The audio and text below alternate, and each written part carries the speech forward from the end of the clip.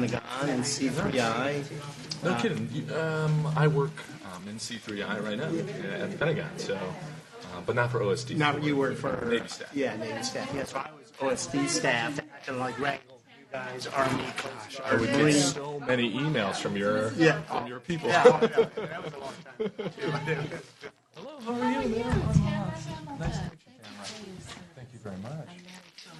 Oh, I'm so sorry. I'm married to a Marine too. Yes, hi. Vicky Schmansky. I'm Scott. I'm Army. I grew up in a Navy family. I teach at Longstool. Oh, very good. That's great. I am. I'm with Leidos. I don't know if you know A Leidos. little bit. I just was I was reading. formerly Lockheed. So I left you my card. Maybe we can thank talk a you. little bit more Yeah. afterwards. Thank you, everybody. Oh, you know what? I stole. How do I not have cards? You know what? I took them all out because I went to a black tie on. It's ridiculous. Going to a black tie. That's a went to great. one That's a on great Saturday. problem to have. I went to two. The Fed 100 dinner, which is a big thing on the civil side. I went to, and then I went to one at Saturday night, and I think I grabbed all my business cards and threw them in my little black purse. Energy is huge. Yes, It's one of many. No, I believe Oh, that this is belongs our- to you. That is This the is our validation. that way. To be able to click back in. Very I good. was in that building when we had the earthquake downtown, and the whole thing was shaking. And someone said, "Is that right? Is that?" I'm from LA. We're not supposed to have. No, I know. It's what we did wrong. Is everyone ran outside. I said, "Don't let the earthquake and you guys stay inside. Stay in the doorway."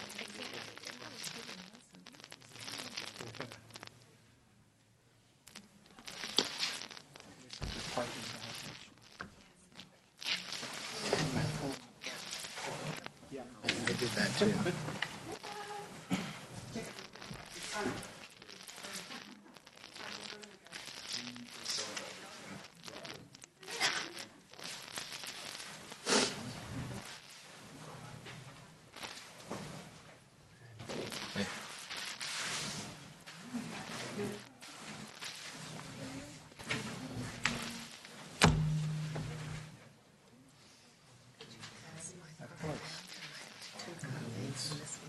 Oh, thank you. Oh, And I'm so thanks. sorry. I walked out without business cards. I'm so.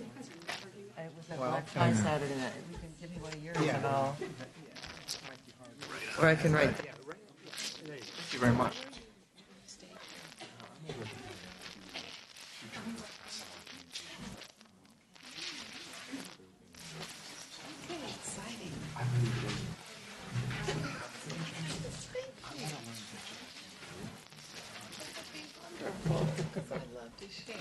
So my brother just got after That's what I'll do. It's kind of a certified business card, right?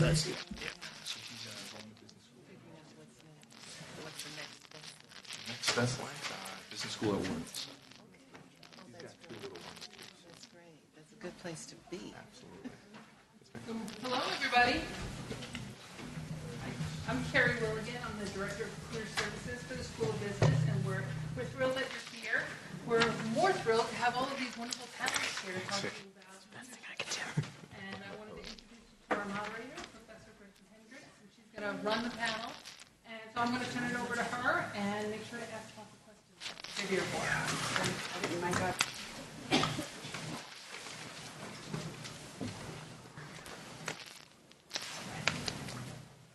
Hello.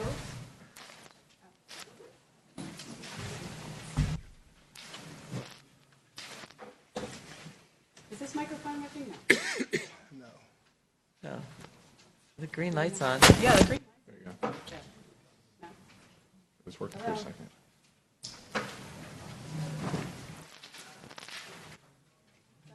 Ask a student.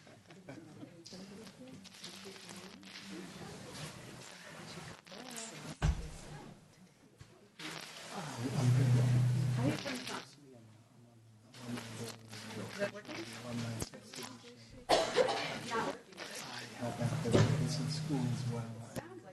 And recently volunteers. So I said, I know they were doing it Earlier in the year. My phone is next to it. Just take one of these, it's fine. I can be the one.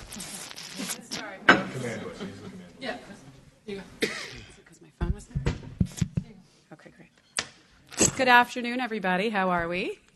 Again, my name is Professor Gretchen Hendricks. I'm at the School of Business, and I teach Business 103 and 303, which are the Developing Your Professional Skills courses. I see some of my students' friendly faces here today, so thanks for coming. I'd like to welcome our panelists today. This is a new Ask the Professionals panel focused on the leadership skills. And we haven't done this one before, so I'll be really interested to get your feedback and see how this one goes for you guys. But obviously, leadership is one of those professional skills that is absolutely necessary for the work world today. So we have a diverse and unique set of panelists that are here to share their stories with you about what leadership is about in the work world today. I want to welcome Lieutenant Hans Lazen, Vicki Schmansky, Scott Hine, and Tamara Hamilton to our panel. What I'm going to do first is have them each introduce themselves, tell us where they're working now, and a little bit about their own career journey. And I'll start off with Lieutenant Hans Lazen. Thank you. Good afternoon, everybody. It's nice to see you. Thanks so much to Carrie and to Gretchen for letting me come. I'm a little bit younger, as you can tell from than some of the folks. I don't mean that. I don't mean that in a bad way. But I hope that I can share something on my short journey so far out of undergrad, and hopefully you can pick something up from me. There's a very distinguished panel up here.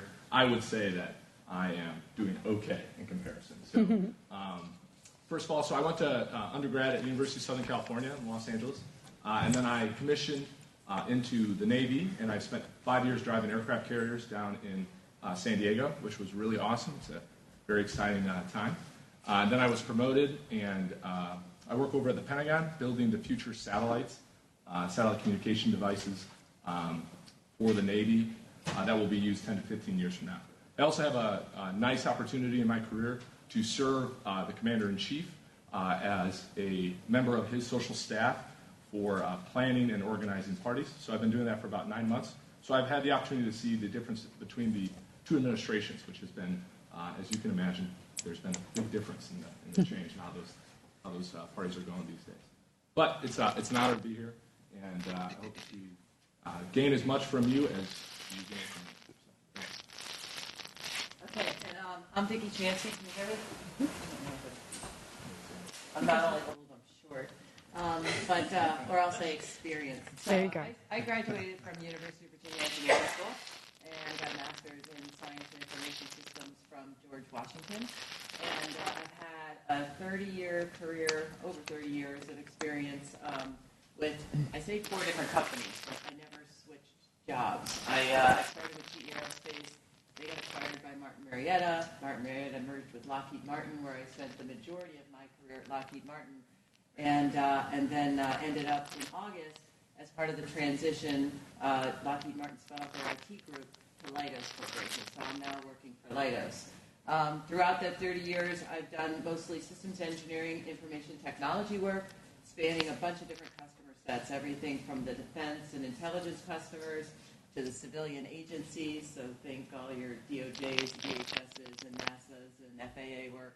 To most recently at Leidos, I'm the Deputy President and Chief Operating Officer of our health group. So a very exciting group. We have about a $1.6 billion portfolio of programs supporting both commercial and federal customers, doing all kinds of healthcare, IT, and services solutions. Thank you.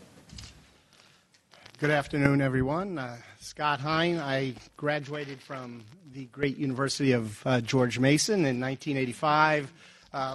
Lived on campus in the apartments. The apartments are still here. My wife and I lived there. We weren't married at the time, of course. I work for the Department of Energy in the Office of Energy Efficiency and Renewable Energy. I am a program and project manager of a $4.5 billion clean energy portfolio. During the prior administration, when President Obama came into office, one of his very first acts he put in place was the American Reinvestment and Recovery Act, ARA, Recovery Act. Some of you folks might be too young to know about that. It was about 8 or 9 years ago. Our office within the department receives $17 billion. We normally are a $2 billion operation. We received $17 billion of the total $35 billion that came to the Department of Energy. I was responsible for managing that portfolio for about 5.5 years, which ended September 30th, 2015. Let's see what else I can tell you right now along the way here. My twin daughters graduated from George Mason 2.5 years ago, and I live just right down the road on Pope's Head. Oh, one other thing, if I may. I'm very active. It's one of the things we'll talk about in the Alumni Association for the university. I'm currently the treasurer of the Alumni Association. I was an at-large director. I was involved in the scholarship committee for alumni. I worked on the strategic plan for GMU as well, and I've helped out in a number of other capacities along the way. And I look forward to talking to you this afternoon and after the meeting as well. Thank you. Thank you.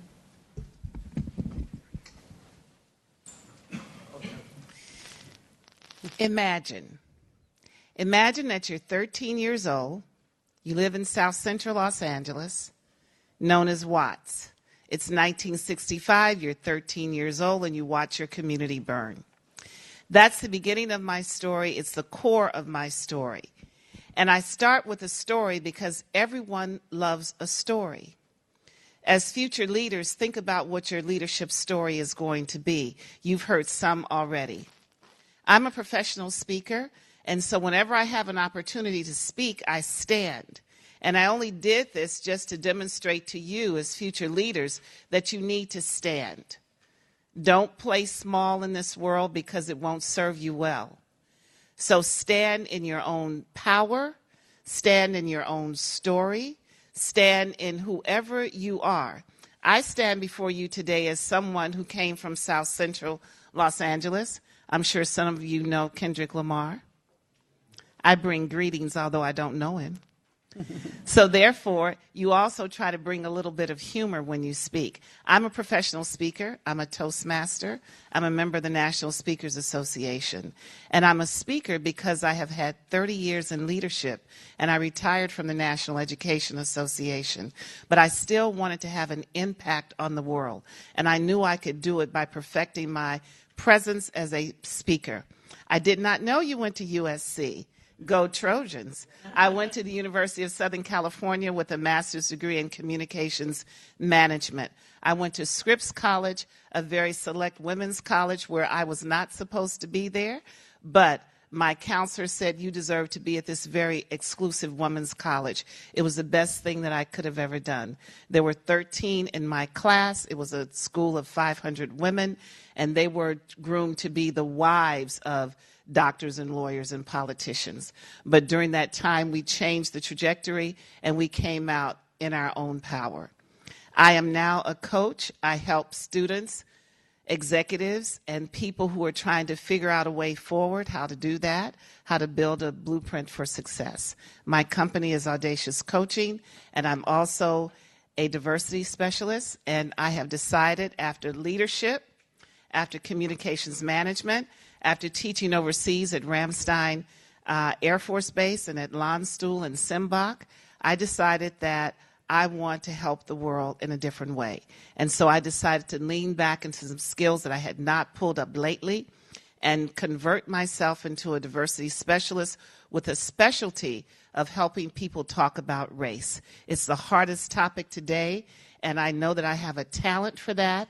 And so I'm mining that talent so that I can help, whether it's students or executives, HR professionals, be able to talk about race in a safe space. I'm Tamara Hamilton, and I'm very glad to be here.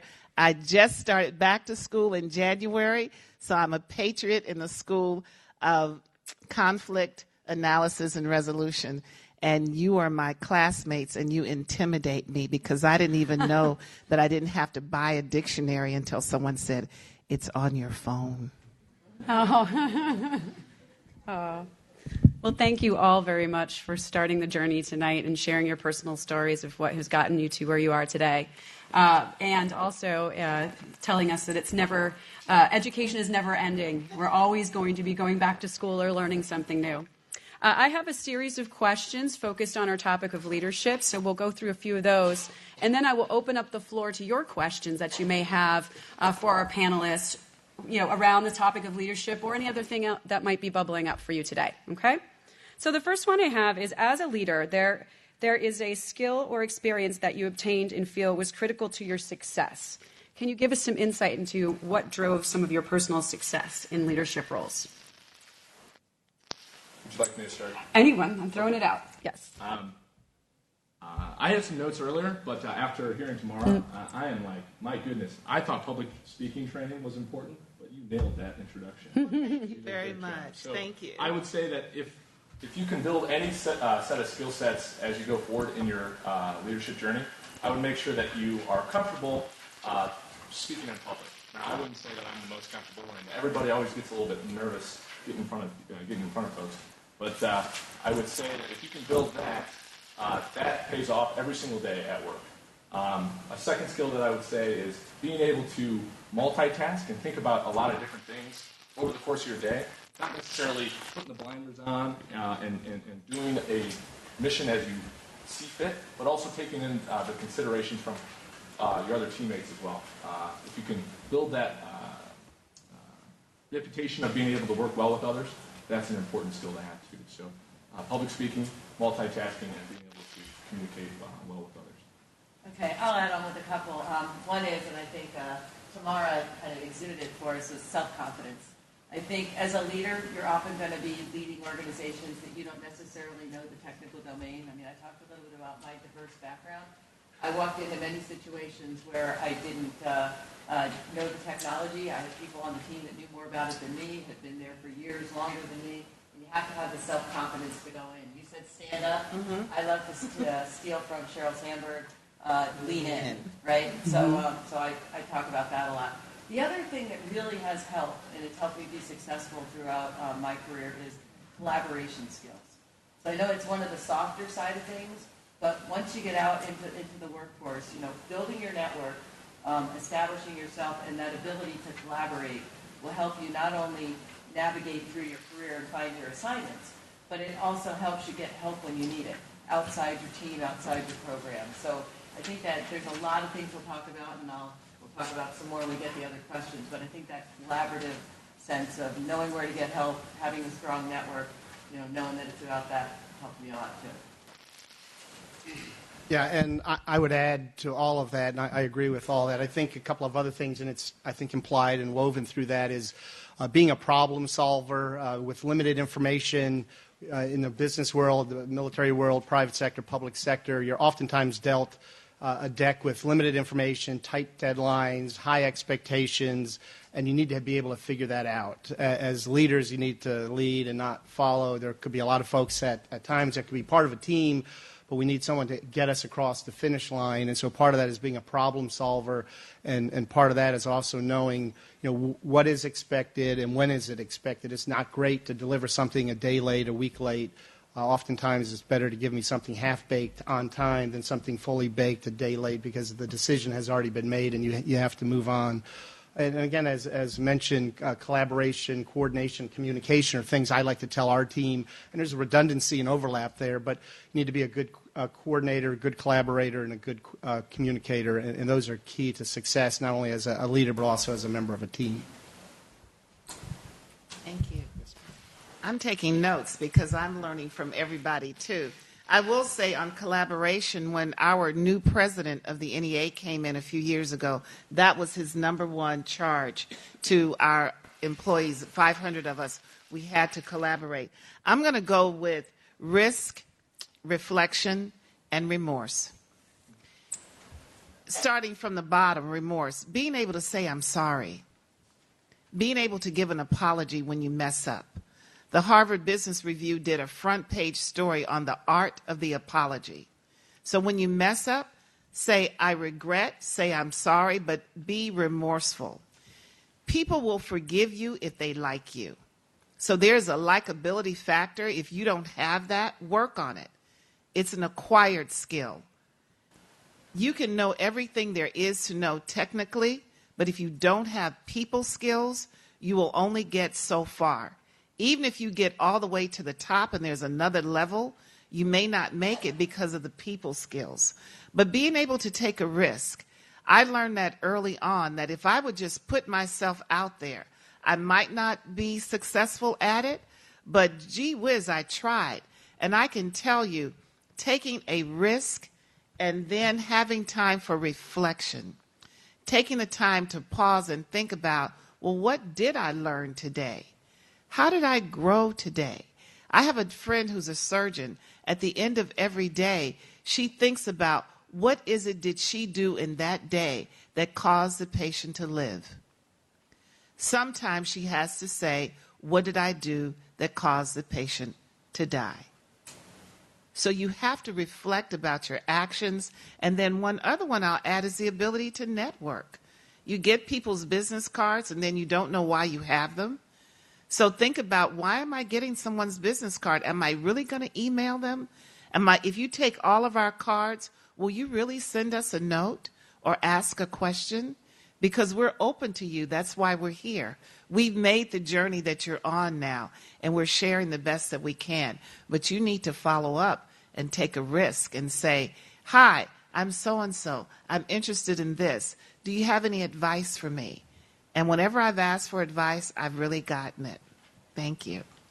May I Yeah, please, follow go up ahead. For one, and again, it was just spoken about, but in terms of communication and being approachable and saying you're sorry and being remorseful, obviously key traits. But one of the things I see a lot in the public sector, the federal government, and I deal with it. I'm a senior executive. I'm pretty high up there in the chain of command and rank, but there are a lot of folks in the rank has its privileges that are above, and they'd like to just be able to say, you go do this or you go do that, and that's not really helpful in terms of being collaborative and communicating.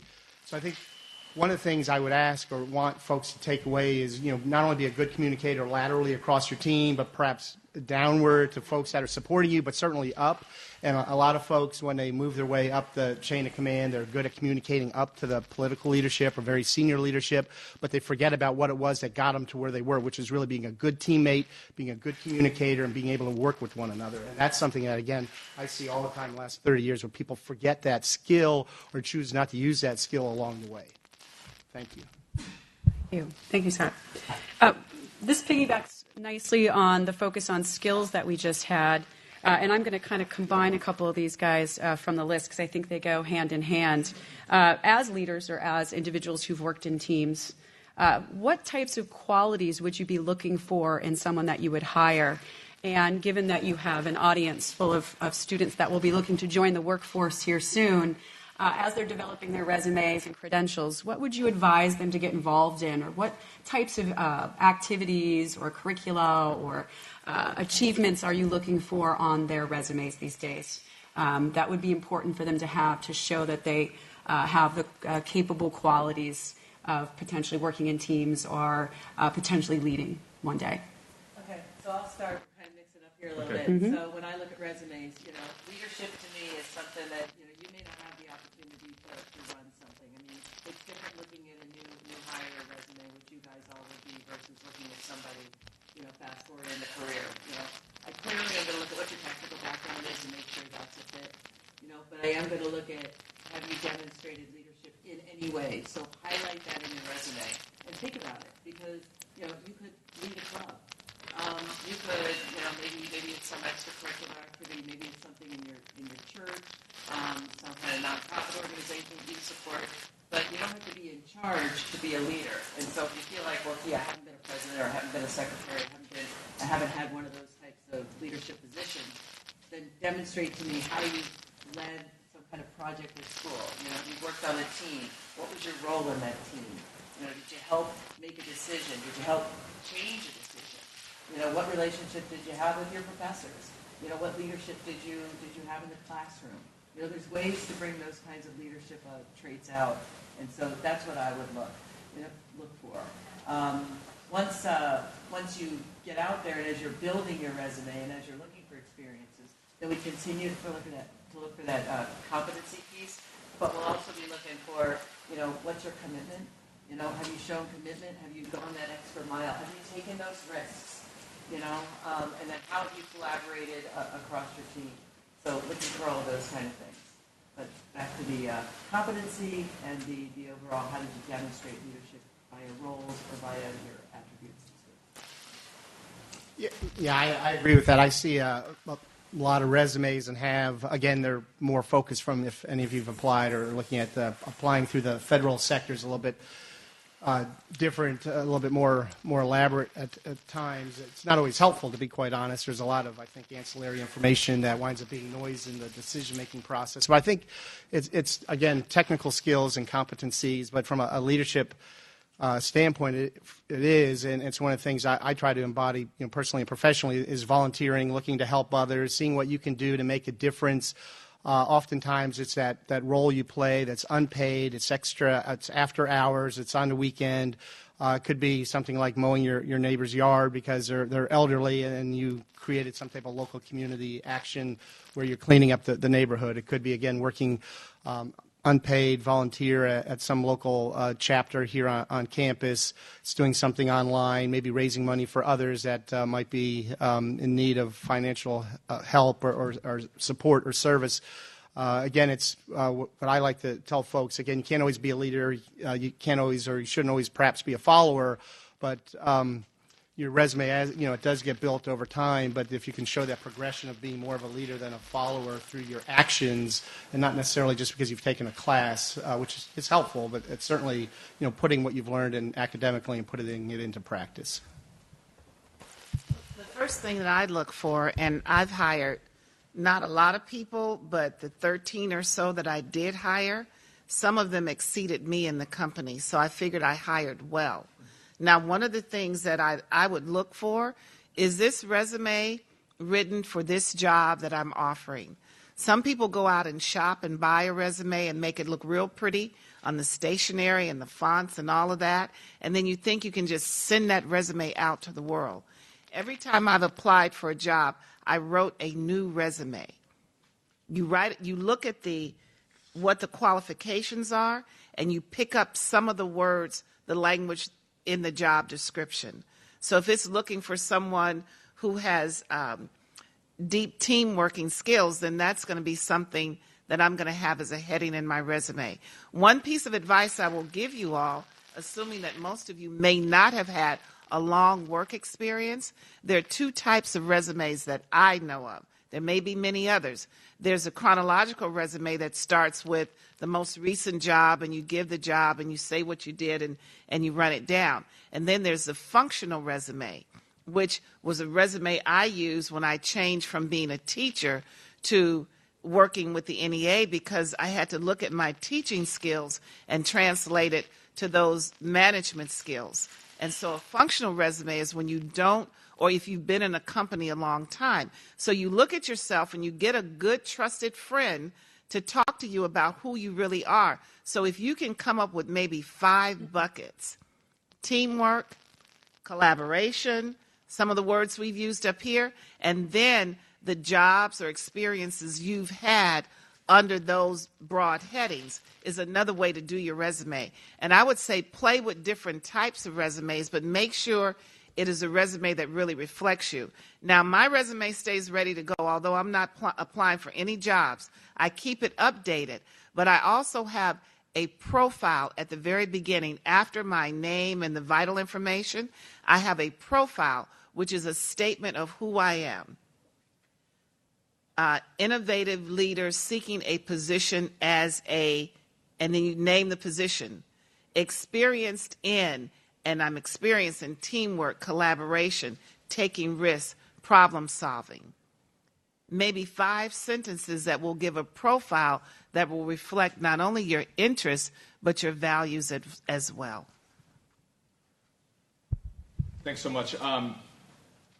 I don't look as many resumes as my other panelists here, so I don't know if I can provide any help on that stuff, but I will say there are a couple of ways that you can present yourself when it comes to resumes. I don't think it's been mentioned yet, but attention to detail on it. Make sure that there are no misspellings and the format looks good. That's like an easy way to talk to or just describe to a boss, potential boss, that you care about what you're doing. I would say another set of important skills that are hard to translate into a resume are enthusiasm and work ethic. I would say that I'm not the smartest person up here or anywhere probably in this classroom, But I am enthusiastic and I smile a lot, and so that's a good way for you to open doors a little bit more. I think we chatted about it a little bit earlier, but most people do want to help. So when you reach out to them in your networking capabilities, I know that if I ever got an email or a little note from someone, I appreciate and I do anything I can to help that person in any way that I can. So when you're building your resumes, I would just make sure that you talk about your projects that you have worked on, and as Scott had mentioned, describe as a problem solver.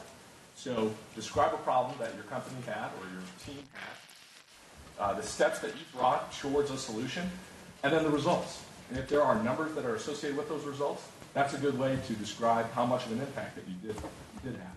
So I know those are hard things to do, especially coming out of school, but as you have the ability to get involved in more and more things, just keep in mind, keep your resume updated at all times, because you never know when an opportunity might present itself. And the only other thing I'll add, just made me think about, I feel like we're writing a resume workshop, which we'd be happy to do too. But don't undersell yourself. Yes. I help people write resumes all the time, and when I read them, I'm like, you need to have a friend help you because you're way better than you're writing down on this piece of paper. And they're like, well, that's not exactly, you're humble, and that's a wonderful trait. But when you're selling yourself and you know that I'll get a stack of resumes this big, how are you going to differentiate yourself so that I can pull it out of the pile and say, this is one I want to go meet with and talk to? And so I said, don't be humble in your resume. You tell the truth, obviously, because we'll find out about that. But really sell yourself, and if you struggle with that, which a lot of us do, have a friend help you. Say, here's what I did. How can I make it more exciting, or how can I really pull it out and have them say, did you do this? Did you do this? Did you lead? Did you solve a really hard problem? What risks did you take? And pull all of that out as you describe your assignments. Great. Thank you. So now that we've covered really the qualities and skills necessary for leadership, I was wondering if each of you could kind of run down a specific project that you might be leading or a team you might be leading, and kind of what some of the parameters are around that and something that you've learned from it. Okay? Sure. Happy to lead on this one. So we're currently working on closing out some grants and cooperative agreements are financial assistance vehicles. There's procurement, which is contracts, acquisitions, and then there's financial assistance. Most people are familiar with acquisition and not as much FA or financial assistance, but there's about $500 billion a year that go into grants and cooperative agreements. George Mason receives many from the federal government. And there recently was a law passed called the GONE Act, and what that is you have to retire a bunch of projects, grants, cooperative agreements by August 31st, 4 months from now or so. And if you don't have those closed, then there's a letter from your new secretary. Our new secretary at Energy is Secretary Perry. Secretary Perry famously said years ago when he was running for president that he wanted to close the Department of Energy. He since says, through his confirmation hearing, has said he better understands what energy is about and the importance of energy, but I'm just giving that as a kind of a background. And so if we don't get these projects closed and retired, funds deobligated, there's a lot of mechanics here that I clearly won't go into, then Secretary Perry has to sign a letter that goes to Congress, and that's not a good thing because those projects were left over from the prior administration, the Obama administration, Democratic administration. Obviously, as Hans mentioned earlier, there's clear differences between the two administrations, and certainly we don't want our new secretary to have to write a letter for projects that he had nothing to do with that are old. And so we've had to rally to get a bunch of folks to lead. We have some technical experts. We had to put a couple contracts in place, a couple $1 million. We went through the low-hanging fruit, business process improvement, trying to do what we can do. And then we get into too many cooks in the kitchen, which is eventually it's not a linear relationship. You add 2 people, you get 2% more done. You get to a kind of a point where you're maxed out. And so it's really identifying the problem, identifying the schedule, figuring out the solution set, figuring out which solutions don't work because they go beyond August 31st. We still are behind schedule. I was doing some analysis earlier today, and we have to figure out how best to make this work need to put talking points and point papers together to get in front of leadership so they can get it up to the secretary. So again, it's identifying the problem, identifying solutions, working backwards, kind of reverse engineering to where you are today from August 31st and how much you're going to have to do. And there's a lot of this is really problem solving with limited information, and every day you take to try to find a solution, you're losing a day on the calendar because we have to get this done by August 31st no matter what. And it's just becoming a very much of a continued problem that we've been addressing for almost a year and a half. I don't know if you need me to go into more detail on it than that. That's good. Thank you. Thank you, Scott. Well, my project is a big creative one. And if you've read Jim Collins' book, Good to Great, he talks about a BHAG, a big, hairy, audacious goal, something really big that can scare you. It's so big. Well, that's what's coming up for me on May 15th through 16th.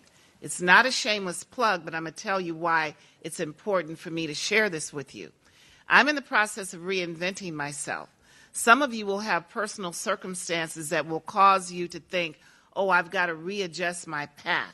I thought I was going this direction, so I was going in a direction quite well, speaking all over the country, sometimes in foreign countries.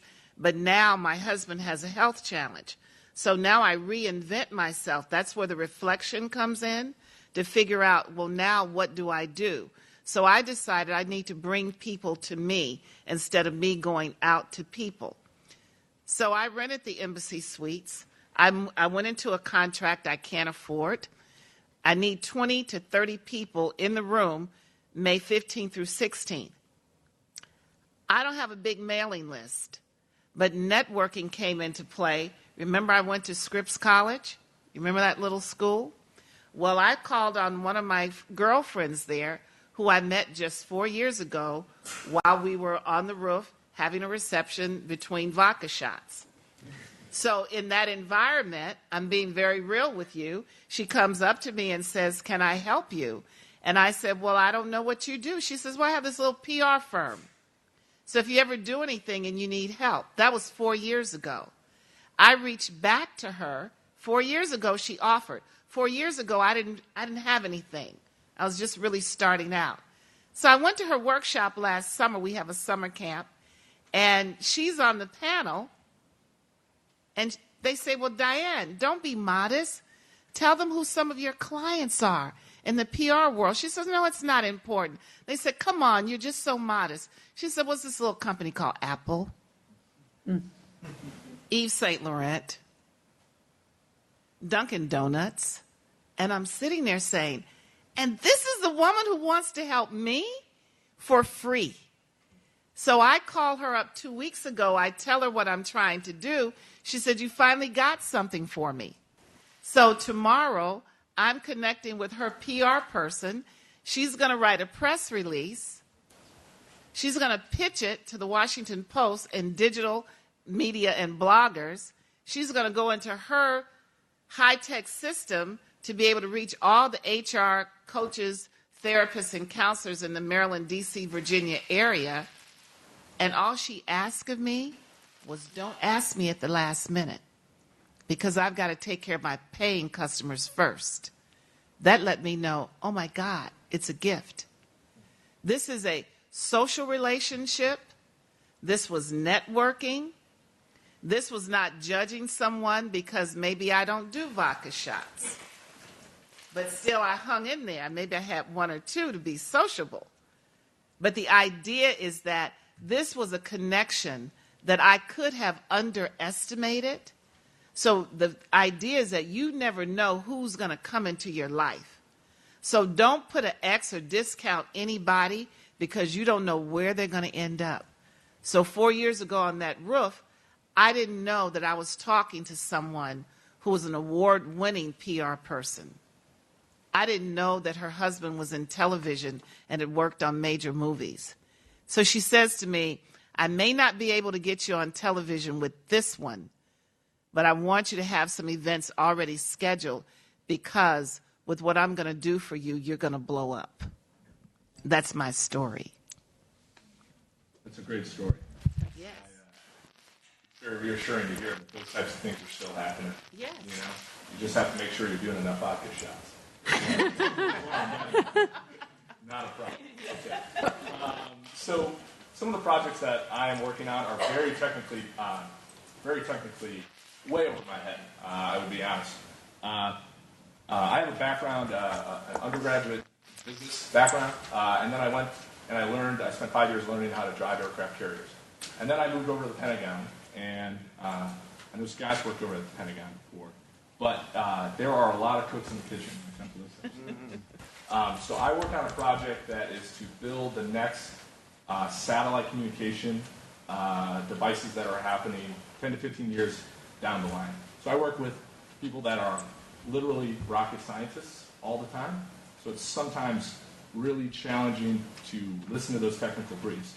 Have you ever seen that episode of The Office?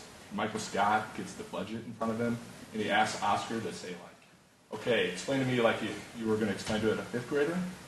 I do it like as a first grader.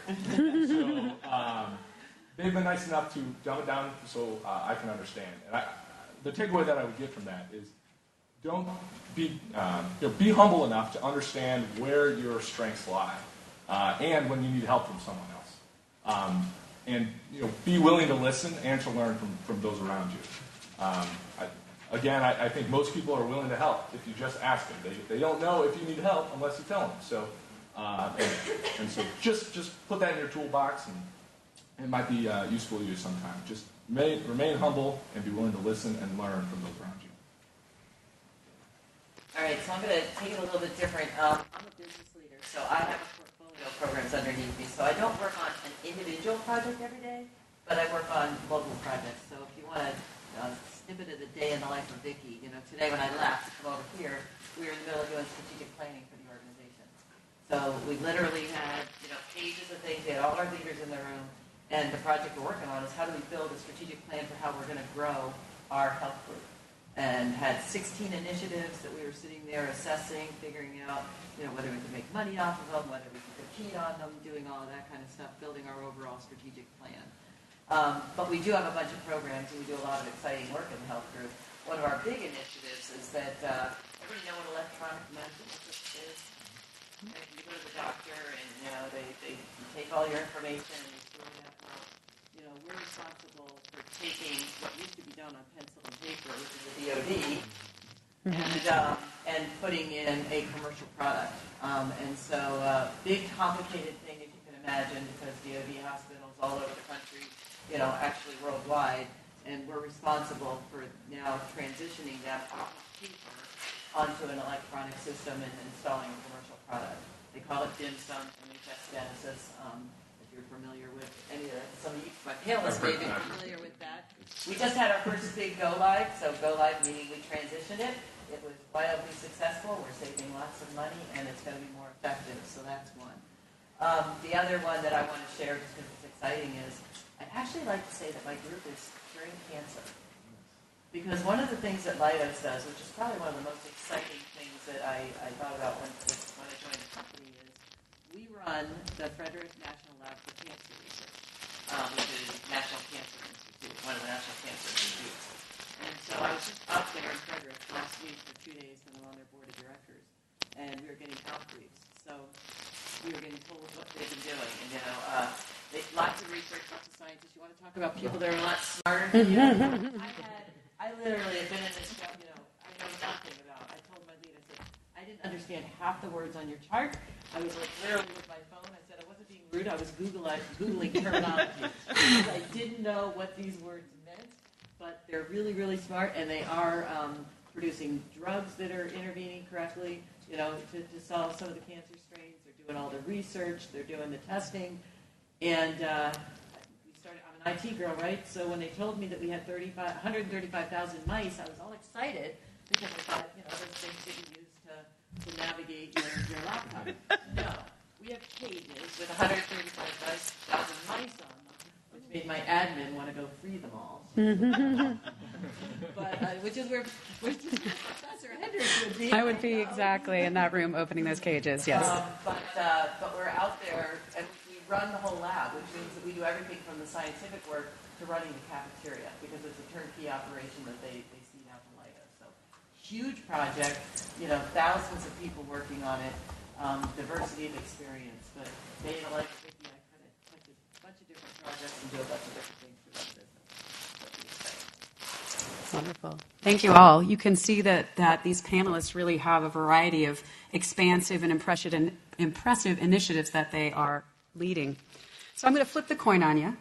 And if you guys could give us some insight as a leader, if you've ever had to explain a wrong choice that you've made and how it may have impacted others and what you learned from it. If anybody's brave enough to start.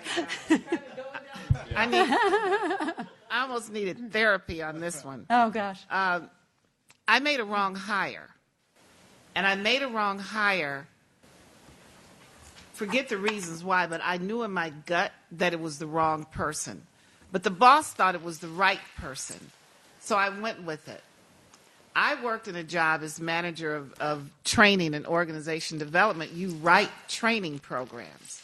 And I discovered 3 months into it that this person couldn't write. So I tried to work with her about the writing. She got very, very defensive, and she pulled a race card on me. She's a white female. So she told me and told Human Resources that I was discriminating against her because she was white. And I was like, whoa, I'm Miss Diversity, Miss Universal World Person, and she's going to accuse me. But it was such a snake thing to do, because she knew she couldn't write. And so she put up all these smoke screens, and then I was not liked by a group of powerful women. Follow this. A group of powerful women who were all African American women. So follow the scenario here. So I've got a cluster of them, like a gaggle of geese, who are at my neck because my career was going too fast. I was outpacing even my boss, so that even the CEO was calling on me to facilitate tough meetings on a national basis. So now they're calling in directly to me, not knowing the organizational politics and culture, because I'm only 5 years in. I respond directly to the CEO because he's the boss. My director didn't like that, and then she gets a group of people, and they basically say she thinks she's all that because they're calling on her to do all these things. And all of a sudden, the white woman was also in their pack, so they used her to get at me, and it was just a mess. I go to Human Resources, I plead my case, and what was the real straw that broke the camel's back, when she got to her 6-month probationary period, where I either had to let her go or make her permanent. I decided I should have let her go, but I didn't, because she had moved from Vermont, she had lost her mother, and she had lost her dog, all in like a 3-month period.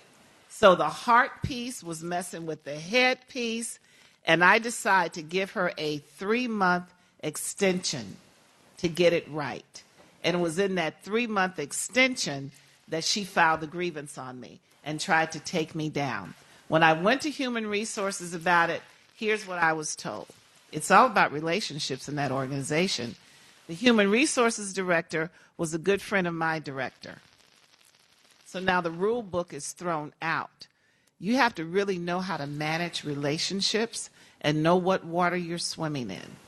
And what happened was the Human Resources director said, look, Tamara, just go ahead and admit that you made a mistake. You should have fired her. You didn't. You let her stay.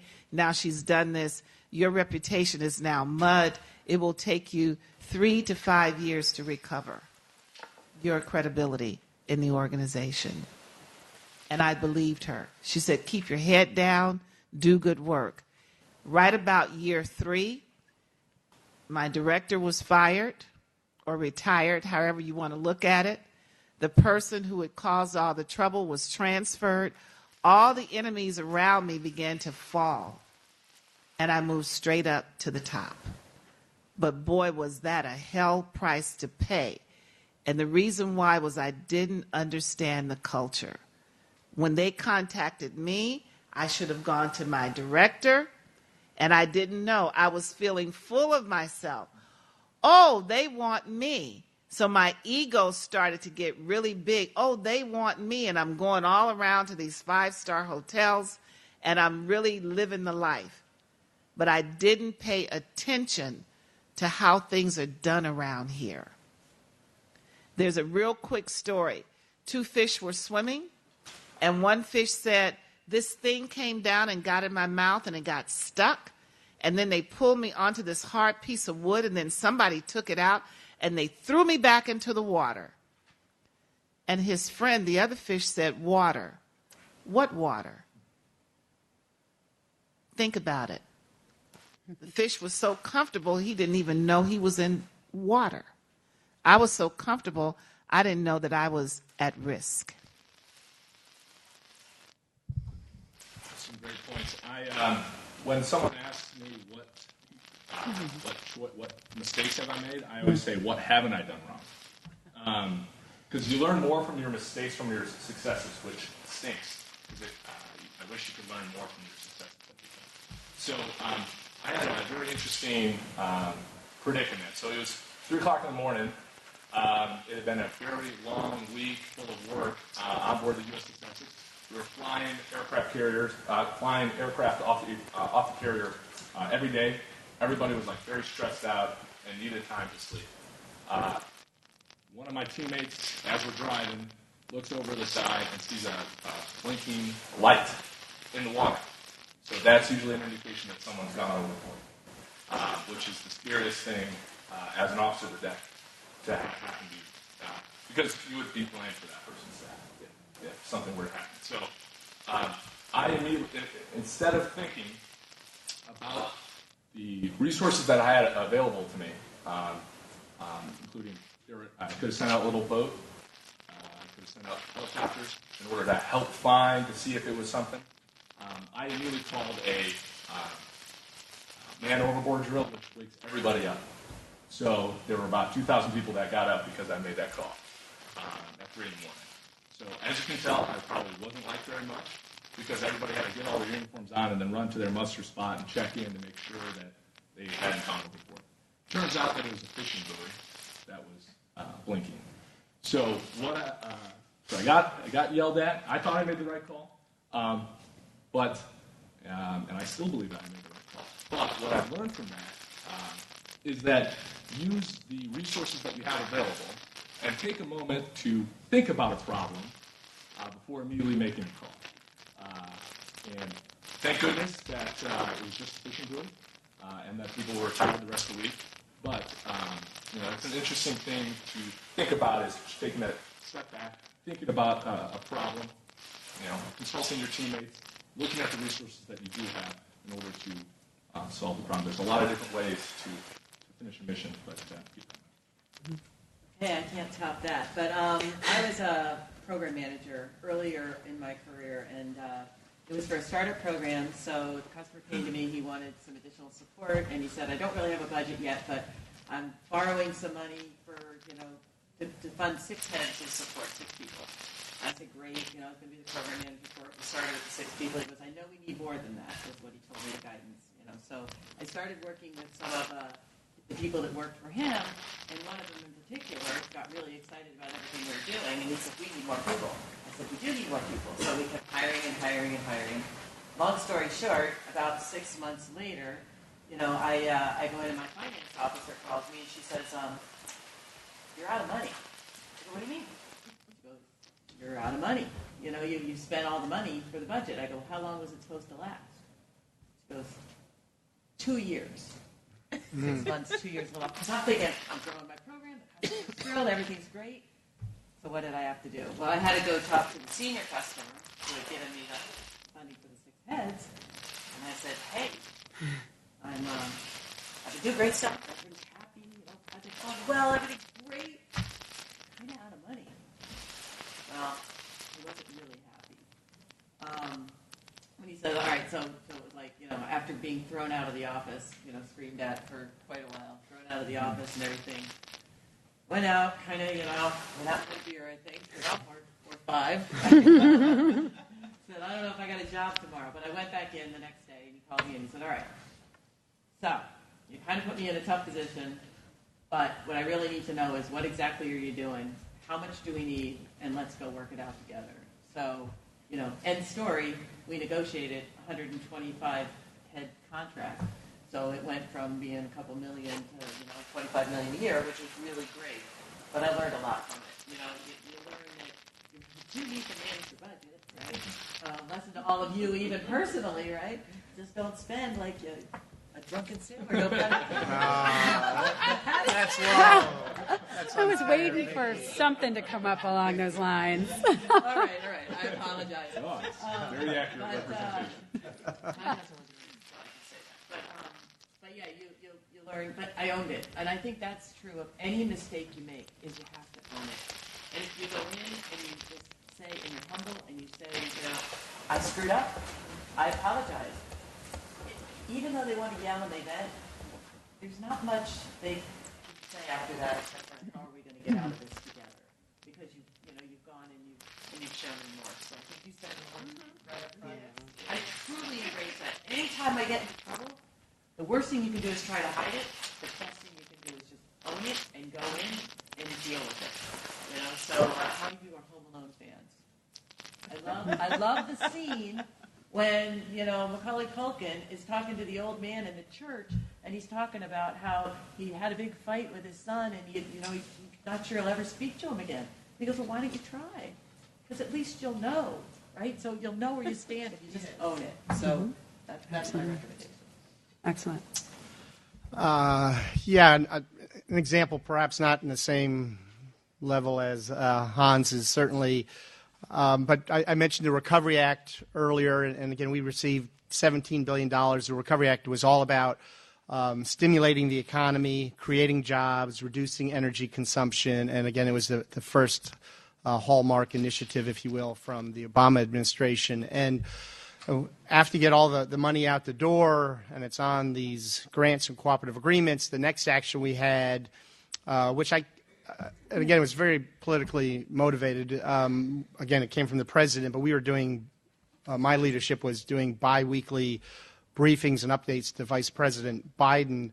And so you get the money out the door, but then it's, okay, you need to tell the people, we call them recipients, you need to tell the recipients to spend the money. And that's something the federal government normally doesn't do. You put the money out the door. You don't tell their customers to go spend your money. You want them to do it in accordance with what's called a statement of work or statement of project objectives, because you want something meaningful at the end, whatever that might be. And political leadership through the White House to our -1, as we call it, Kathy Zoy, ZOI. She's a congressionally confirmed political appointee. She worked with Al Gore years before. And they said, well, Scott, you need to call up the recipients and start telling them or asking them to spend money. And I disagreed with that. I said, well, shouldn't they be doing work? Well, of course you're going to do work, Scott. Well, no, you're setting the wrong incentive here. So we were having twice a week, we were having these payment calls. And we did it for 6-8 months, and we were calling up literally hundreds of recipients twice a week, asking them where they were on their payments. And we were getting money out the door and getting it spent. How tangible it was at the end, that was still going to be years downrange. So along the way, I made the decision to just do these payment calls once a week, because I thought it was, again, no disrespect to anyone, but I thought it was not a great return on investment. It was really the wrong thing to do. And we had that going for a couple of months. And then the most senior career Fed in our office came in to me and sat down, like I used to get in at 7 o'clock. He sat down and said, hey, Scott, and I'm cleaning this up a little bit. He said, Scott, what the heck is going on with the payments? We're further and further behind. Kathy Zoy thinks you're not being hard enough on these people. I said, well, it's not about being hard. It's about trying to actually spend the money in a meaningful way. And it's like, no, Scott, I think you're missing the point. It's also about stimulating the economy and creating jobs, and the byproduct of that project will come later. Right now, it's to get traction. This is the first big initiative under the Obama administration.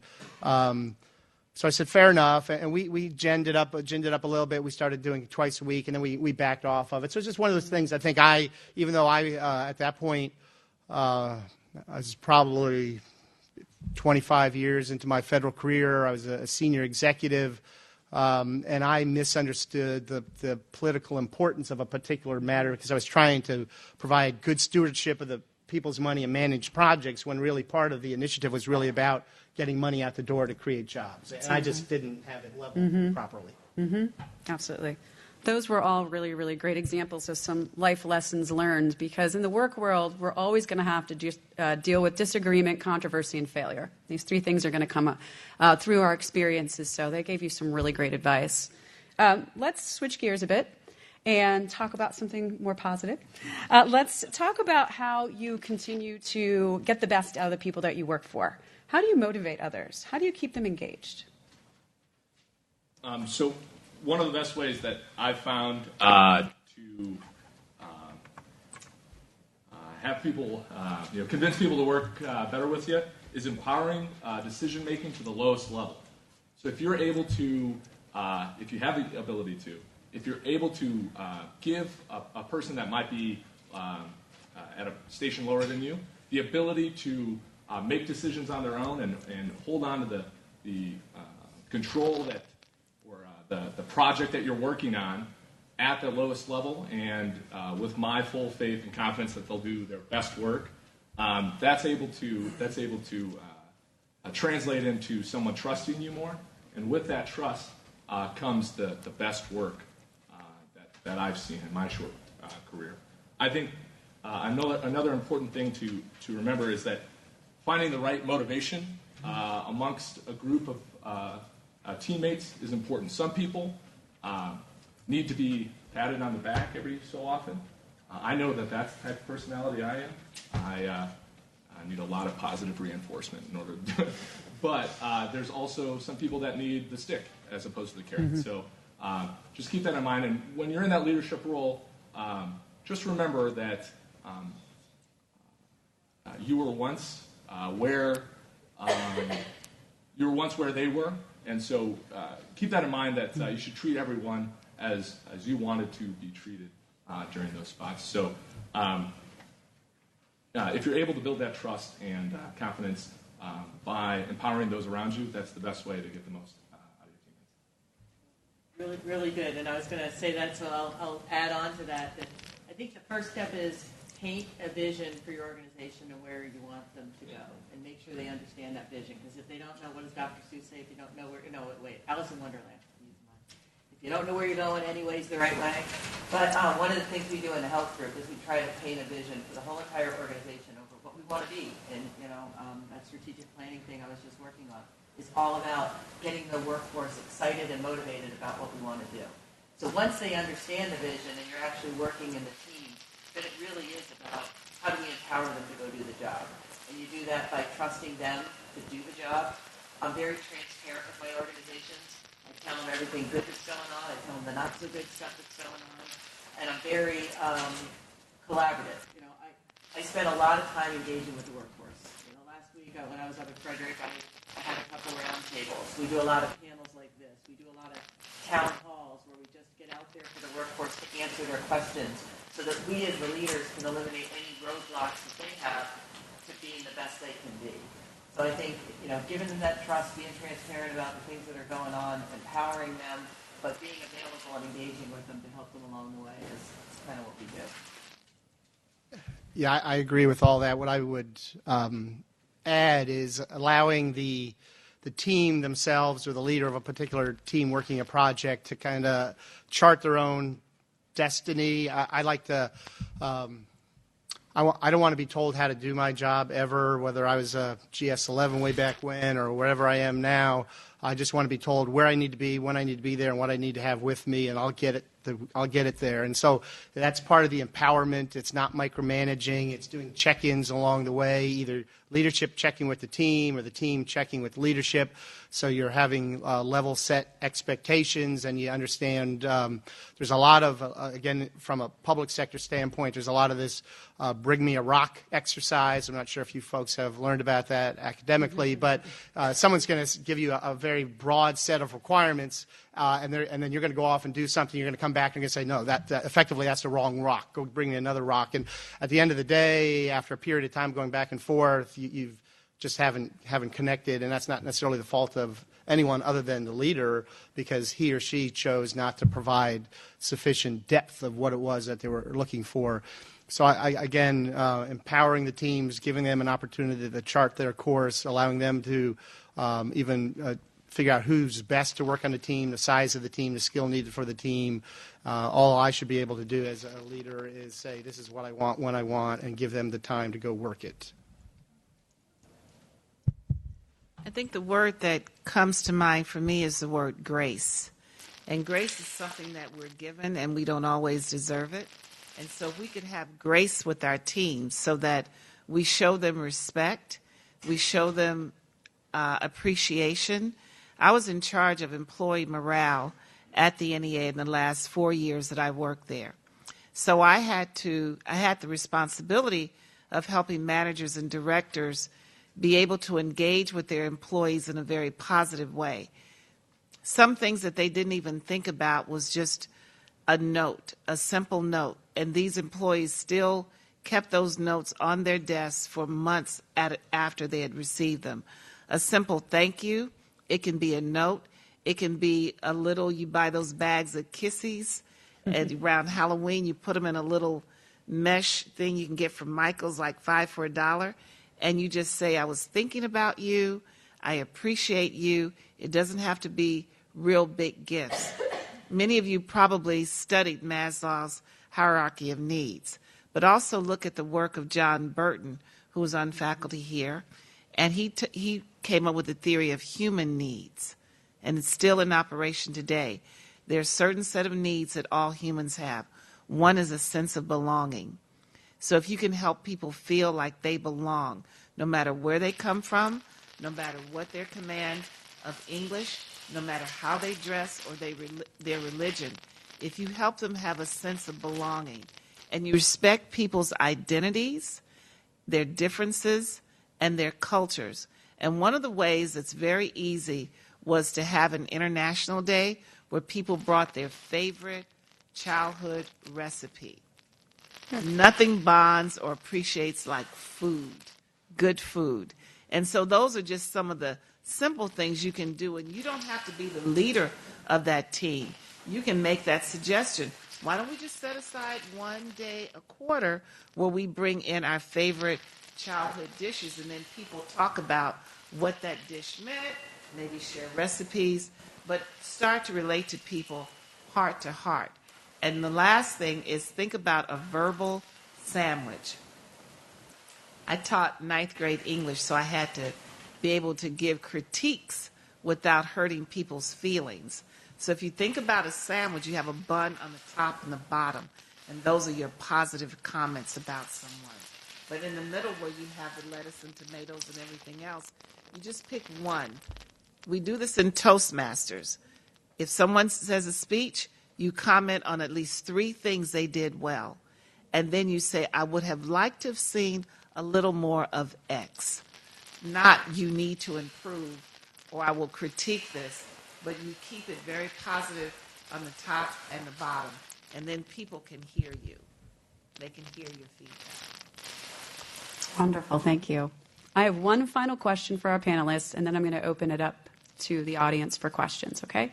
And Tamara, I might start with you because I believe it was you who earlier mentioned something about the importance of being able to reinvent yourself throughout your career. Yes. Yes. Okay, great. So the final question I have, which makes sense for a lot of our students, time and time again when I'm reading through papers or we're having discussions in class, I hear many of you express interest in becoming entrepreneurs down the road. So what is a piece of advice that you could give to students who might have that entrepreneurial spirit, who, of course, when they're segueing into the work world, might have to take a job within an organization or a company, but how could they still continue to exercise that spirit or learn more about how to be entrepreneurial, even within a larger organization or within working in groups and teams? Well, that was something my CEO said to me quite often, that he admired my entrepreneurial spirit. I was always looking for where is there a hole? And that was advice I was given by my first manager. He said, Tamara, look for the holes around here. There are plenty of them. People just step over them. But find the hole, fill it, and then put your name on it, put your stake in the ground. And that's not in a boastful way, but I would do all kinds of beautiful PowerPoints and I wouldn't tag them in any way. I thought that was not the thing to do until a manager said, all you have to do is put your initials in the lower corner there. You know it's there. People know who you are. You're not putting it in 12-point font, but you tag your work. And so an entrepreneurial spirit is looking at deeper and more innovative ways to be of service, always in service of the company or the organization, not yourself, but looking for the holes, looking for where you can bring a solution. We talked about problem solving, but also how you can bring a solution to something. And sometimes it's very, very easy where people are doing some kind of paperwork and you figure out a way to collate it in a different way. It doesn't have to be monumental, but what people will start to do is say, go to Diane, she'll help you figure it out. Or go to Tamara. My boss said of me in my first 2 years, she's the only person we know in the organization who can be in a group with a blank flip chart and come out with a plan. And that's because early on in life, I learned the skill of mind mapping. And so people weren't using mind mapping. So that looked different. It looked unique. It distinguished me from the other people who were just writing a list of bullets. So I would make a circle with the topic in the middle and then just spoke it out and then use them and put things along the wall. So try to distinguish yourself by being creative and look to how you can serve in deeper and better ways, coming up with new ideas. Act like you're your own CEO because you are your own brand, and you protect your brand by the quality of your work and the words that you use in the workplace. Please, Scott. Okay, I'm following on that, and I'll pull the thread a little bit further, and I completely agree with what was just said. And I think maybe if I framed it from maybe a little bit differently, or at least what I would add to it is certainly filling the holes, filling the voids, perhaps looking at, as mentioned, doing something in a different fashion or a different order. It's business process improvement or business process re-engineering. Maybe you just change the order of a particular thing, and that gets it done faster, better, cheaper, what have you.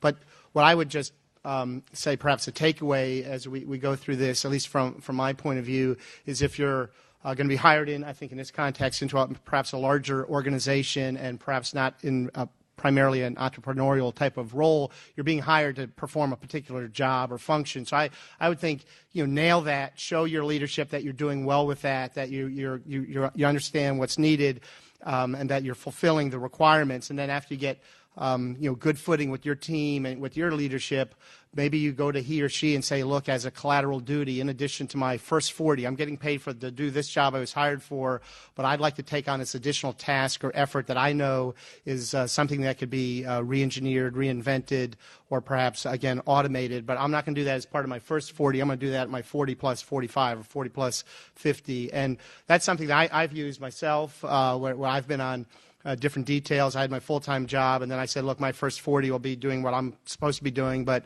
my next 20, next 30, whatever it might be, and these are hours per week to put it into context, I want to do the things that I think will help make the Department of Energy better, but it's not my primary job. And I think once you do that, and you actually get your name on it, you get a print, then they'll see, look, that person really is innovative and creative and has a way of looking at things differently because they're not a legacy employee and they're not doing things the way they've always been done. You're coming in kind of at 90 degrees, and that's great. But you just need to make sure that you know why you were hired, do that well, and then do these other things even better, and then you might be able to shift into that over a year or two. Thank you. Okay, so first, you guys are coming out of college. It's going to be your first job. I do a lot with entry-level folks. I'm a big fan of interns and college hiring because why? Because you guys do bring that innovation into my world, into my industry. So don't forget that. I think I have a lot of discussions with my peers at work who will say, well, they're coming out, they don't have any experience. I said, but they are the brightest minds that have just been trained in academia with the newest technologies and everything else. So don't forget that you're bringing something to the table when you come in. So you're already innovative to start with.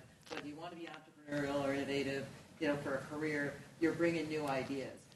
So find your voice when you get there and you're in that workplace. your job, absolutely, but maintain the self-confidence that you have and bring it into the workforce and, let your ideas be known. So something feels like a just do it, but I know I worry about that a lot. I worry about diversity and inclusion, not just for race and gender, but for just this topic, and I'm so glad you asked the question, because I don't think in the large companies we do enough to foster the entrepreneurial spirit. We get in our contracts, doing things, we're frank. We were just having this discussion at our strategic meeting, where people say, we can do great if we just keep doing what we're doing. And my boss is saying, no, because those programs are going to wind down, and we got to have something, we got to grow new ideas. So I worry about that a lot, and what I see all the time is people have those ideas, and they don't voice them. And they sit there and they get frustrated, and then they leave, God forbid, they leave our company because they feel like they couldn't, do something exciting or bring those ideas forward. So I ask you to find your voice and just, do it. And if you can't figure that out, find a leader, find a peer, find somebody to help you do that, because we do need you to, we need those ideas in order to be successful, in order to protect the future. So you guys are our future. So, thank you. So I have a little bit of experience on how to bring a little bit of entrepreneurial spirit to a large company. So working for the Navy, there's like hundreds of thousands of people that work for the Navy. So anything that I bring up, and I never feel like it's a new idea. But that being said, I got some good bit of advice going through college, and it's, as an officer, you're there to see the friction and be the sandpaper. So you see that there's an issue, and you get in that area, and then you kind of try to clean it up and make it smooth.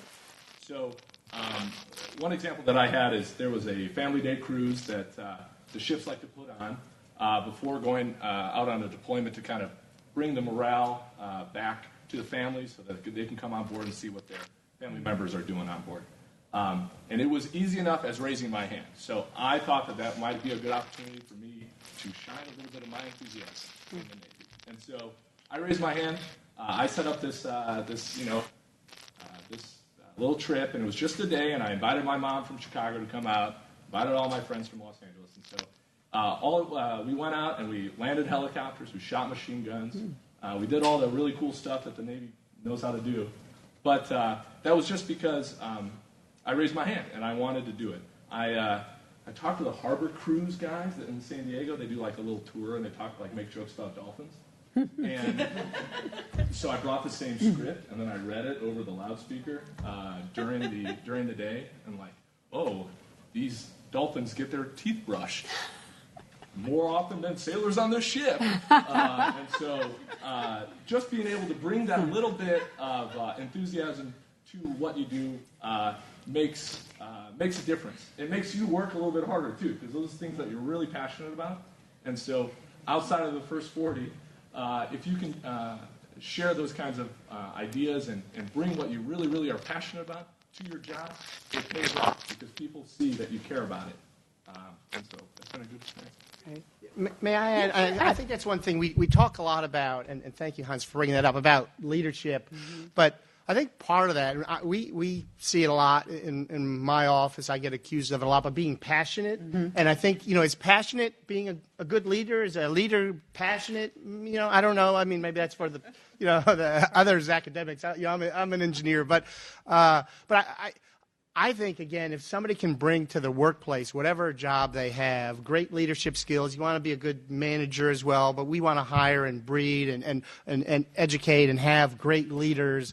But part of that is being passionate about your job. And I think it goes hand in glove, and that you can probably be a great leader without having passion, but I don't know about that, because the leaders, you have to inspire others to do things that they're just not capable of doing on their own, and you have to tell them, you're going to run through that brick wall, and I'm going to lead you. We're going to figure out how best to do it together. And that really, once you have passion on a team, it's self-sustaining, because it will grow. It becomes the culture of your organization, and that's when you've kind of accomplished some type of utopia in terms of what it is you want to do as an organization. And so, I don't think we talked about passion enough, but I think that's be a takeaway I'd want people to think about.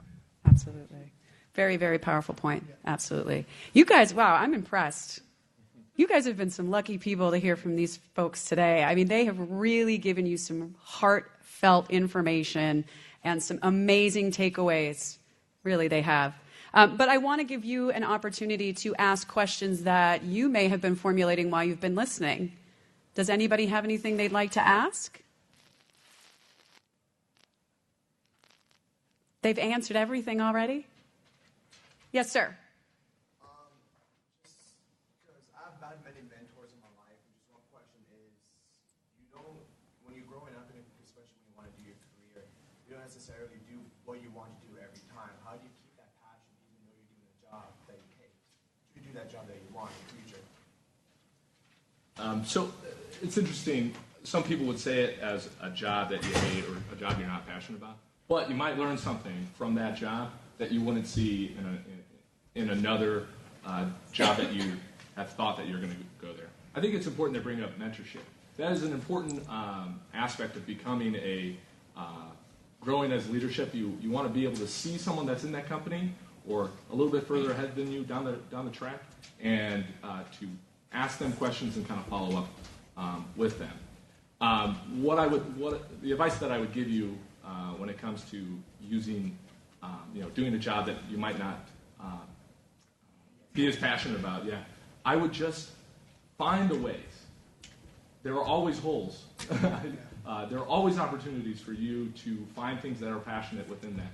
I think that I come from, my dad did accounting for 25 years. That would be like my nightmare to try to do accounting, right? I would like go crazy looking at the debits and credits all the time. But he was able to find a wonderful bit of, he turned it into a salesman job. And he was able to go around to small businesses and talk to them about how their books worked, and was able to make his passion towards interacting with people a passion towards an accounting career. And so you can find opportunities to share with your enthusiasm and your passion within any job, as long as you keep your eyes open, your ears open, and listen to people around you. May I follow up on that too? Please, Scott. It may not be exactly going down the same logic, but I think if and look, we've all been there. You're in a position that perhaps it's not what you thought it would be or what you thought it will become, but I think it's important for each and every one of us to do the best we can every day, and to be able to go home and look in the mirror and look at your family or talk to your dog or whatever it might be and know you did your best every day. And so even if you hate your job or dislike it, that shouldn't be an excuse for you not to work hard every day, because when you fall into that, it becomes a slippery slope, and then you're going to find a job that perhaps you like, and you're going to ask for a recommendation, and your current supervisor is going to say, hey, Scott gave up a long time ago. I can't recommend him for that job. So it might not be exactly what you were looking for, but I think no matter what job each and every one of us have, whether you're I was a dishwasher back when I was 12 years old. I had to get a work permit way back when. And I'm going to be 54 next month. I've been working for the last, 42 years, one way or another, not straight. But you just have to do the best every day and look for something that's positive out of it. And maybe it's not that day. You have bad days. You're going to have a bad week, but you're going to have a good month. And so I think that's just something I'd want you to think about. I was a dishwasher too, and I hated that job too. Yeah, all right. There we go. So we can do that. Absolutely. And I swore I was going to go to college because I was never going to do dishes for the rest of my life, although I do it at home all the time. But so I do agree. There's always something you can find. For me, in that job, I had some great people I worked with, so they kept me going because we would laugh, we would joke, we had friendships and things like that. So you can always find something. And I do agree with the advice. Do well, bloom where you're planted, and do the best job you can possibly do, because that is going to be on your resume, and you're going to carry it forward to your next job. And then because you brought up mentors, if you've got good relationships with mentors, then first of all, we can have a whole dialogue just on mentoring, because I'm a big fan of that. But I think, be talking to your mentors, because if you're really, really miserable, and then maybe they can help you ease out of it, if that's possible. Because I do believe that you do your best when you're passionate about what you do. So we're all going to be on those places where we're not totally happy, and you make the most of it, but you can also leverage your mentors and your networks to maybe gracefully exit at the right time and get to something where you can put your full passions into it. Great. You want to add anything? Yes. I'd like to give a resource. Sure. There were two men, and they were laying bricks, and the tourists walked by and asked one of them, "What are you doing?" And one said, I'm just stacking bricks. And then when he asked the other person doing the exact same thing, that person said, I'm building a cathedral. The moral of that story is whatever you're doing, you may be going through the motions of doing it right now, but have a vision of where you want to be. I've been in dream jobs that I thought, this is it. And then that job just turned on me, or the people went wrong, or the program ended, and I had to start all over again. So I'll leave you with 3 resources that can keep you inspired and motivated no matter what your situation is. The first one is Napoleon Hill. Think and Grow Rich. You don't have to read the book. Go on YouTube, and he's reading the book to you. So when you're in the gym, riding your bike, on the car, not in the car not through headphones, but you can listen to Napoleon Hill. I turn him on all the time, and he will give you a formula for success. The other one is Jim Rohn, R-O-H-M. These are motivational speakers. The third one is Les Brown. Mm-hmm. And Les Brown has a free tape on YouTube. There are lots of them, and it's called Step Into Your Greatness. So I really believe that when you work with your mind, and it's Napoleon Hill who said what the mind can conceive and believe, it can achieve.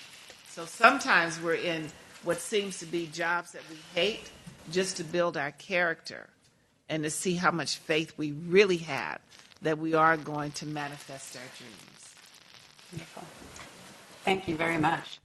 Does anybody have any other questions? Yes, you over there. It's kind of vague, but in a leadership role, how do you maintain a position where you're not coming across as overbearing to your employees, but also not so lax to where the proper work is getting done? Scott? Yeah, let me. I don't know if it's a fine line, but it's situationally dependent. I mean, again, we talked about empowering your team, giving them room to roam, is what I like to say at times, but making sure you're holding them accountable to milestones or deliverables. And it's so again, it's one of these things that by the time you become a leader, hopefully you're somewhat seasoned along the way. You've been in different situations. You've had it happen to you, and you've been part of maybe again a leadership team. We're going through this right now where I have a team member working for me. He's a junior fella. He came over from the Veterans Administration. He's been working with us for about 6 months, and he's not fitting well into the culture. There's too many mistakes, too many errors on the products. And again, our products go up to very senior leadership within the department and impact a lot of different people. And I had a team lead talk to him a couple months ago. He's still issues. And his current supervisor spoke to him, still some issues. So I just said enough is enough. And I called him in my office on Thursday last week, and because it was going to be Monday morning, and I didn't want him to have to think about it over the weekend. So I was like, I'm going to pull the scab off now and just have him think about it maybe over the weekend. And I just basically said, hey man, you're just not getting the job done, and this is something that you need to fix, and this is why you need to fix it, and these are the resources to help you fix it. And he owned it and was remorseful, and I think he gave a little bit of an apology, and I'm not into apologies and excuses. It's like, this is your job, these are the expectations, I'm empowering you to get the job done. If you need help, tell me, otherwise you need to get the job done. Whether you're one day into the job at GS9 or 30 years into the job GS15, there are expectations set upon you dependent upon where you fit. So I think it's a little bit situationally and personnel dependent. Right, thank you, Scott. Addressing things head on. We had a question. Oh, yeah, go ahead. Mm-hmm. It is important to make sure that you are setting and maintaining the standards that you do have in place. It was the toughest thing, one of the toughest things that I learned was you're not going to be friends with everyone that works for you. And so once you have that in your mind that they are people that work for you, or you work for someone, whatever it is, they are going to respect you more if you set and maintain the standards very clearly by example. So, I hate being micromanaged. I'm sure that everybody I've ever worked with and everyone I will work with, everyone hates being micromanaged. But if you're able to use that empowerment and you're able to set clear goals and then trust your folks, and if they need a little rudder order to come a little left or come a little right, just have that trust and within them and work with them on those types of things. I guess you just try to empower them as best you can. Mm-hmm. Great. The lead by example. Yeah. Yes. One more question, and then what we're going to do is open it up for some networking time where you guys can stick around and maybe catch one of these guys one-on-one. Okay? Go ahead. One of the more important aspects for me in leadership is learning from your idols, so to speak, and making sure that you take the best from them. So what I wanted to ask is, have you had any idols previously where you took from them like some specific samples of what they do and apply that to your own leadership and how you manage your own organization?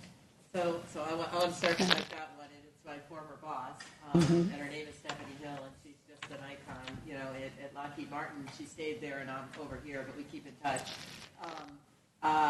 She was amazing. She came into an organization, and I joined the same day as her, and the organization wasn't going very well, which is why we were both brought in to kind of mix things up and to try to solve some of the problems the organization was having. And she had to make a culture change, and she established a culture, and I carry her mantra with me every day of trust, transparency, collaboration, and engagement. Those were her 4 words. And she was just a role model for respect of the organization, for building a team, for setting a vision, for doing all of that. And what do I do? I've internalized her, and I just sent her a note last week, and I said, once again, as I do most days, I channeled my inner Stephanie to get me through a hard problem or a hard day, because I can reflect back on everything I learned from her, and I leverage it every tough challenge, and every good one, too. I mean, she was great at motivating. She was very inspirational. She was very engaged in the community. So many attributes that I just try to be like her in every step of the way and take it to heart. So. Yeah, there are a lot of role models, positive and negative, perhaps, along the way. And I think one recommendation I would give to you folks, and you're smart people, so you probably pick it up all the time anyway, is figure out what are some of the good things that some of your friends, your family members, maybe your parents, some of the things you like that they do and some things you don't like. You don't like how they speak to you. You don't know how they actually come to a decision-making process. And I had a very dear friend, unfortunately passed away a number of years ago, and he was my mentor for a long time, helped me to be in the position I'm in today, and I wouldn't be here if it wasn't for him. And he's Richard Etter, he's a former Marine. He was in charge of cybersecurity for the Department of Navy CIO, real smart, brilliant man, PhD from UCLA. And he as a Marine, he would sit there in our staff meetings. I can't say, but we like a staff meeting, and he'd pound the table and use some choice language. That didn't bother me. I grew up in a military family. I was in the Army. This is just life of, I'm fine with it. But I knew that I didn't want to do that, when I had my own team. And then there was a lady I worked for, Belle Leong Hong in C3I, and one of the things I really liked is at the end of a team meeting, she went around the room and she asked each person, do you have anything to say? Do you have anything? Because some folks just don't have that confidence to bring things up in front of very senior folks. So I've been doing that for I worked in the Pentagon 96 to 97, so that's 20 or so years ago. Every staff meeting I have what's called around the room, and we have a straight agenda, and then I go around to each and every person. I call them out by name. Do you have anything? Do you have anything? Because I want to give them an opportunity. So these are just a couple examples. So I think you should pick up from all the leaders and managers around and try to create a hybrid solution. Wonderful. Thank you. Thank you all very much. This has been just fantastic. I really appreciate it. You guys have gotten some very key practical experience that you can utilize now and into the future. Please join me on behalf of George Mason University and the School of Business in giving Lieutenant Hans Lawson, Vicki Schmansky, Scott Hine, and Tamara Hamilton a round of applause.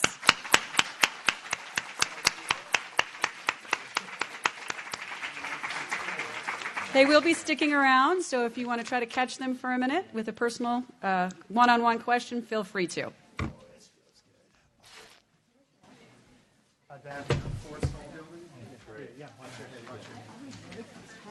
Every time I...